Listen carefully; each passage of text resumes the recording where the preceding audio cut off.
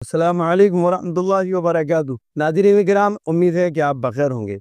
ناظرین کرام، اس وقت ایک نیا شوشہ ملک میں دوبارہ چھڑا۔ یہ حکومت جو اس وقت موجودہ جو حکومت ہے ہمارے یہاں، یہ بار بار اس ایک شوشے کو چھڑتی ہے کہ یکساں سول کوڈ ملک میں نافذ ہو۔ تو بعض ریاستیں انہوں نے پیش رفت کی اور اپنے ریاستی سطح پر ایک قانون کو بنانے کی کوشش کی۔ دیکھیے، سوچنے کی بات ہے۔ پہلی بات تو یہ کہ یکساں سول کوڈ منظور نہیں کیا جا سکتا۔ یہ جو ملک ہے ہمارا، یہ ملک مختلف تہذیبوں کا گہوارہ ہے۔ یہاں ہر ایک کے الگ الگ رواج ہیں۔ یہاں وہ سمجھ لیجئے 36 کروڑ دیوتاؤں کو پوجا جاتا ہے۔ الگ الگ لوگ الگ الگ علاقوں کے اعتبار سے ان کے بھگوان ہیں اور وہ ان کو پوجتے ہیں، ان کے معبود ہیں، ان کو وہ پوجتے ہیں۔ کہیں جائیے بالاجی ہیں، کہیں جائیے شیواجی ہیں، کہیں جائیے گنپتی ہیں، کہیں جائیں گے ہنومان جی ہیں۔ ظاہر ہے جب یہ الگ الگ لوگ ہیں اور ان کے طریقہ کار بھی الگ الگ ہیں، کہیں کسی کو پوجا جاتا ہے، کہیں کسی کو پوجا جاتا ہے، کہیں کسی اور طریقے سے ان کی پوجا کی جاتی ہے، کہیں کسی اور طریقے سے ان کو پوجا کی جاتی ہے۔ تو ایسے کیسے ہو سکتا ہے کہ یہ سارے کام ایک ساتھ ہو جائے؟ یہ کیسے ہو سکتا ہے کہ سارے لوگوں کا پہناوا ایک ساتھ ہو جائے؟ یہ کیسے ہو سکتا ہے کہ سارے لوگ نکاح یا شادی ایک ساتھ کرنے لگے؟ ظاہر ہے سارے لوگوں کو ایک پیرائی میں آپ کیسے لے کر آ سکتے ہیں؟ نہیں لا سکتے۔ اگر آپ لانے کی کوشش بھی کریں گے تو آپ خود پریشان ہو جائیں گے کہ میں کس وبال میں پھنس گیا۔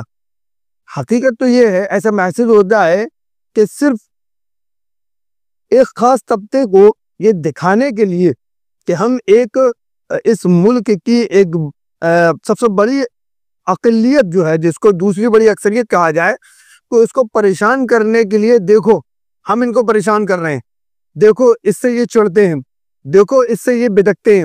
شاید جو لوگ اس کو کر رہے ہیں وہ اپنے لوگوں کو اس طرح مطمئن کرنے کی کوشش کر رہے ہیں، ورنہ ایک چیز جو محال ہے وہ کیسے نافذ کی جا سکتی ہے؟ ظاہر ہے سب کے ذہن الگ الگ ہیں، سب کے وچار الگ الگ ہیں۔ ہاں، جن چیزوں میں اتفاق ہو سکتا تھا ان چیزوں میں جب دستور بنایا گیا، اور ہمارا دستور جو ہندوستان کا قانون ہے وہ ان سب چیزوں کے لیے کافی ہے، اور وقتاً فوقتاً اس میں چھوٹی چھوٹی شقیں جہاں ضرورت پڑتی ہے اس کے مطابق کی جاتی ہیں۔ وہ رعایتیں علاقائی اعتبار سے جو ہیں وہ دی جاتی ہیں۔ جب یکساں سول کوڈ ہوگا تو پھر وہ رعایتیں جو خاص لوگوں کو خاص علاقے کی بنا پر دی گئی ہیں وہ کیسے نافذ ہو پائیں گی؟ ظاہر ہے وہ ان بغیر رعایتوں کے وہاں نہیں رہ سکتے۔ تو اس طرح سے بہت ساری چیزیں ہیں جو ملک کے ماحول کو پیچیدہ کر رہی ہیں۔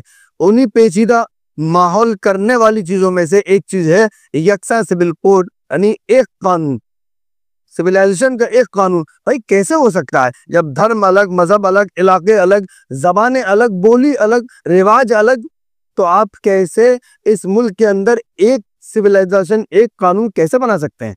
ظاہر ہے جن چیزوں پہ معاہدہ ہونا تھا، یہ آپ بھی جانتے ہیں، جیسے قتل کی پورے ملک کی ایک سزا ہے۔ وہ سب کو معلوم ہے کہ اگر کوئی چوری کرے گا تو یہ سزا ملے گی، کوئی اگر قتل کرے گا تو یہ سزا ملے گی، کوئی اگر کسی مہیلا کے ساتھ دشکرم کرے گا تو اس کو یہ سزا ملے گی، بلاತ್ಕಾರ کرنے والے کی یہ سزا ہے، ریپ کرنے والے کی یہ سزا ہے، کسی کی زمین پر قبضہ کر لیا اس کی یہ سزا ہے۔ یہ حدود ہیں جن کو شریعت میں حدود کہا جاتا ہے، جو سزائیں متعین ہیں، ان پر سب کا ماننا ایک ہے، اور سب نے مان لیا کہ اس لائن سے، یعنی کرمنل کے تعلق سے یہ ساری چیزیں سب کا معاہدہ ہے، سارے مذہب والے اس قانون کو مانتے ہیں، اس میں کسی کو کوئی حرج بھی نہیں ہے۔ لیکن جو ذاتیات سے جو تعلق رکھتا ہے جو قانون، اس کو کیسے آپ حکومتی سطح پر ایک کر سکتے ہیں؟ تو معلوم ہوا ایک ایسی چیز ہے جو ہونی نہیں ہے، اور پھر شور اس انداز میں کرنا کہ ہم نے اس کو کر دیا، اور ایک خاص کمیونٹی کو خوش کرنا اور ایک خاص کمیونٹی کو ٹارگیٹ کرنا، میں سمجھتا ہوں یہ انتہائی غلط ہے۔ میں اپنی طرف سے بھی اس کی مذمت کرتا ہوں، یہ نامنظور ہے، اور جمعیت علماء ہند کی طرف سے بھی اس کی مذمت کرتا ہوں کہ یہ بالکل نامنظور ہے۔ ہمیں یکساں سول کوڈ کسی قیمت پہ بھی منظور نہیں ہے۔